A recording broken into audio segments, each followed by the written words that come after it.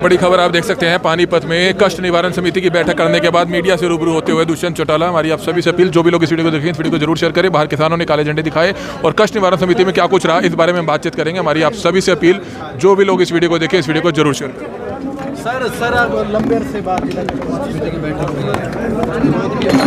कुछ नहीं सुन रहा, शांति रख लोगे तो मैं बता दूंगा। क्या कहना चाहेंगे? पिछले हफ्ते 2 बार आपका कार्यक्रम तय हुआ था, लेकिन आज आप कष्ट निवारण बैठक में पहुंचे हैं, क्या कहना चाहेंगे? पहले तो ग्रीवेंस कमेटी की इस वर्ष, क्योंकि कोविड के करके और बीच में फार्मर एजिटेशन करके ये पहली बैठक हुई है। इसके अंदर लगभग 15 प्रार्थियों की समस्या के ऊपर चर्चा भी हुई, समाधान भी निकाले गए, कईयों के ऊपर एक्शन भी लिया गया और साथ में लगभग 20 के आसपास अन्य प्रार्थियों की भी बात सुनी। और हमें उम्मीद है कि उनकी जो समस्याएं बाद में आई हैं, जिनके ऊपर आने वाले भविष्य में एक्शन होना चाहिए, उस पर भी उनकी सेटिस्फैक्शन के उपरांत कार्रवाई हो।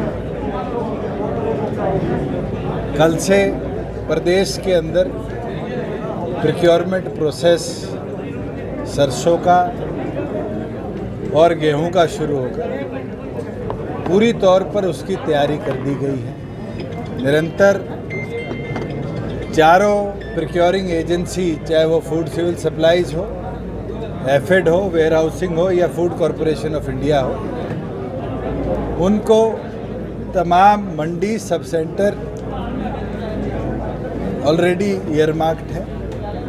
ट्रांसपोर्टेशन का, लोडिंग अनलोडिंग का पूरी तौर पर खाका तैयार हो चुका है। गन्नी बेल्स की जहाँ समस्या थी, उसको भी डिस्ट्रिक्ट लेवल पर डिप्टी कमिश्नर्स की अध्यक्षता के अंदर प्रॉपरली मॉनिटर किया गया है और सरप्लस गन्नी बेल्स प्रदेश के अंदर आज उपलब्ध है। किसी तरह की भी बारदाने की कमी नहीं आएगी। आड़ती भाइयों को भी 2.5% जो उनकी कमीशन है वो पूरी सरकार टाइमली देने का काम करेगी। उनके कोई पुराने ग्रीवेंस थे, उसके ऊपर भी अधिकारीगण ने चर्चा कर उनको निपटाया और मैं उम्मीद करता हूं कि हमारी जो डिजिटल प्रोक्योरिंग हमने प्लान बनाया है, जिसमें मेरी फसल मेरा ब्यौरा पे रजिस्ट्रेशन कर ई खरीद के माध्यम से किसान को पेमेंट करी जाएगी उसके खाते में, वो अपने आप में इंडिया में एक मॉडल आने वाले भविष्य के लिए बनेगा। कई लोग ये कह रहे हैं कि दूसरे प्रदेशों के किसान को भी हरियाणा में आने की अनुमति दी जाए। आज जिन लोगों ने ये चर्चा करी है, मैं तो उनसे पूछना चाहता हूँ कि जिन 3 एक्ट्स पे स्टे किया गया है, उसमें ये लिबर्टी मिल रही थी मार्केटों के अंदर कि किसान कहीं बेचे कहीं खरीदे। तो आप लोगों ने मिसगाइड कर किसान को भ्रमित करने का काम किया। उसके बावजूद भी हरियाणा सरकार ने 10,000 से ज़्यादा किसान साथ लगते हुए राज्य के रजिस्टर भी किए हैं, वेरीफाई भी किए हैं और उनकी शेड्यूलिंग भी करी। और हमारा प्रयास है कि 1 तारीख से लेकर और मिड मई तक हरियाणा प्रदेश और साथ में दूसरे प्रदेशों के जितने रजिस्टर्ड किसान हैं, उनका एक एक दाना प्रॉपर तरीके से हम प्रोक्योर करेंगे और जैसे ही उनका जे फॉर्म बनेगा और जे फॉर्म एक्सेप्ट होगा, एक्सेप्ट होने के 48 घंटे के अंदर किसान के खाते में उसकी पूरी राशि हम डीबीटी के माध्यम से भेजेंगे। और उसके साथ अगर कोई टेक्निकल ग्लिच आता है, कहीं कोई डिले होता है 48 घंटे से ज़्यादा, तो 72 घंटे बाद 9% इंटरेस्ट किसान की पूरी पेमेंट का किसान को हम देने का काम करेंगे। ये पहला प्रयास है देश के अंदर जहाँ प्रोक्योरमेंट को इतने बेहतरीन तरीके से कोई स्टेट करने जा रही है। मैं देख रहा था पंजाब के मुख्यमंत्री ने शायद प्रधानमंत्री से मांग करी है कि किसान के खाते में पैसा ना दिया जाए। ये दिखाता है कि वो किसानों को किस तरीके से कमज़ोर करने का प्रयास कर रहे हैं। आर्थिक तौर पर किसान जब ही मजबूत होगा जब किसान के दाने का एक एक रुपया पूरी तौर पर उसके खाते में आएगा। और आड़ती भाइयों ने पिछले 1 साल के अंदर बारी बारी इसको देखा भी है कि जैसे किसान के पास पैसा गया है उसका जो बकाया था किसान ने खुद आके उसकी दुकान में पूरा उतारने का काम किया। और आने वाले भविष्य में ये जो भाईचारा है इस भाईचारे को और मजबूत किया जाएगा। और हमने तो तमाम मंडियों को हर तरह की सुविधा के साथ घेरअप किया है। बाकायदा तमाम मंडियों पे एसओपी हमने जारी करे हैं कि कौन कौन से विभाग के अधिकारी कौन कौन से हमारे परचेज एजेंट हो या किसान हो उनको कोई दुविधा है तो उस एसओपी को फॉलो करी जाए। उसका पीडीएफ फॉर्मेट भी हम आज संडे तक पूरी तौर पर पब्लिश कर देंगे कि हर एक के मोबाइल में ये व्यवस्था हो कि प्रोक्योरमेंट में अगर कोई दिक्कत आती है चाहे वो ई खरीद की वेबसाइट पे हो चाहे मार्केट कमेटी के कोई सॉफ्टवेयर में हो तो एसओपी फॉलो कर उससे तुरंत निपटारा लें। किसान आंदोलन का समाधान कब निकलेगा सर? कैसे कुछ निकल नहीं रहा? ये आप मेरे से मत पूछो, ये उन 40 नेताओं से पूछो जो हजारों की संख्या में किसानों को दिल्ली लेकर गए और पिछले 2.25 महीने से जब केंद्र सरकार चर्चा करना चाहती है वो चर्चा के लिए क्यों नहीं जा रही। आज केंद्र तो तैयार है और मुझे लगता है बिना चर्चा के आज तक कभी भी कोई समस्या का समाधान नहीं निकला।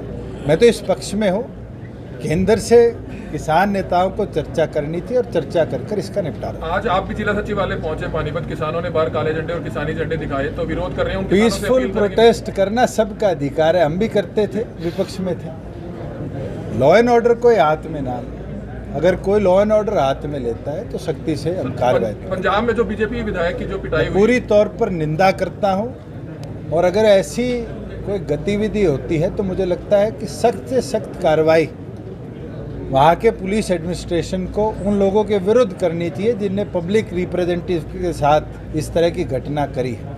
अगर हमारे प्रदेश के अंदर ऐसी घटना हुई होती तो आज पूरे देश में उसका संदेश भिजवाने का हम काम करते। आज एक इलेक्टेड रिप्रेजेंटेटिव के साथ इस तरह की हरकत कर रहे हैं, आप सोचो कि आने वाले भविष्य में तो फिर किसी के साथ भी कोई भी सामाजिक असामाजिक तत्व ऐसी घटना कर दे उसके लिए जिम्मेवार कौन होगा। मैं तो पूरी तौर पर पंजाब पुलिस का फेलियर मानता हूं, उनके एडमिनिस्ट्रेशन का फेलियर मानता हूं कि ऐसी घटना हुई उसको पुलिस वालों ने देखा और वहाँ कोई कार्रवाई नहीं। अबे चौटाला कह रहे हैं कि जेजेपी और बीजेपी के अगर बंदे गांव में आए तो उनको बांध लो पोल के साथ। अबे चौटाला को आप सीरियस पॉलिटिशियन मानते हो? आप बताइए। मैं तो बता रहा हूँ जिस दिन उनको आपने सीरियस पॉलिटिशियन मान लिया उस दिन आपको पता चल जाएगा प्रदेश में क्या क्या। अबे चौटाला तो ये कहते हैं कि सांसद उन्होंने पहली बार आपको ही बनाया था। वो तो पता नहीं, मेरी तनख्वाह भी वही दे रहे होंगे, मेरी ट्यूशन फीस भी वही दे रहे होंगे, मेरे कपड़े का खर्चा भी वही दे रहे होंगे। जो आदमी इस तरह की बातें करता है वो सीरियस पॉलिटिशियन नहीं है। आज राजनीतिक तौर पे कोई चर्चा करनी है तो जरूर करिए।